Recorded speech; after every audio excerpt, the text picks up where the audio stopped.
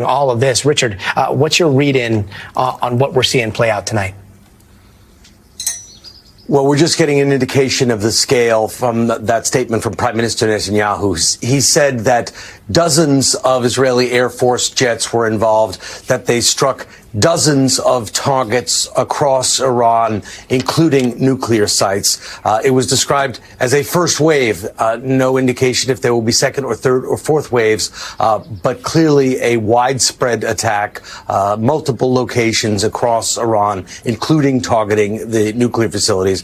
I was in Iran recently on two fairly extended trips, and I can tell you this is something that Iranian officials were worried about. It was something that Iranian officials were cautioning against.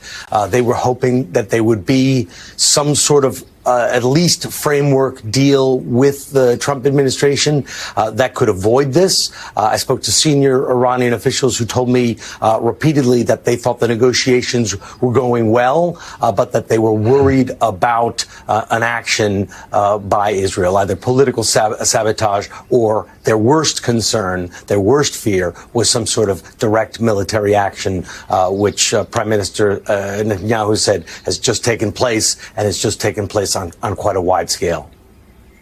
Yeah, Richard, I'm so glad you brought that up. I'm still struck. In fact, when I first heard this was happening, I thought of your latest reports from Tehran and some of the glimpses into the life there that you showed, and what seemed like some, I don't know, yearning for normalcy in terms of the relationship with the United States. It did seem like we were seeing possibly some progress between Iranian officials and maybe the Trump administration. What is this going to do to that entire dynamic?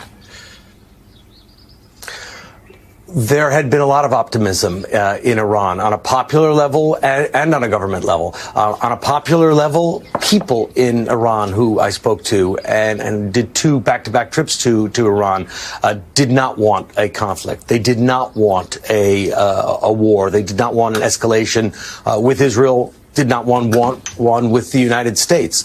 They were hoping to find an agreement that would lift sanctions, that would lift travel restrictions on Iranians. They were optimistic. While I was there, the currency in Iran was getting stronger because they were hopeful that there would be some sort of agreement, because President Trump has issued positive statement, encouraging statement after encouraging statement, except this week when he said he was somewhat less encouraged that there would be a deal. But it was that was the anomaly. Up until now, they'd heard very encouraging statements from President Trump. So on a popular level, they were braced not for conflict, but for the possibility of a peace deal.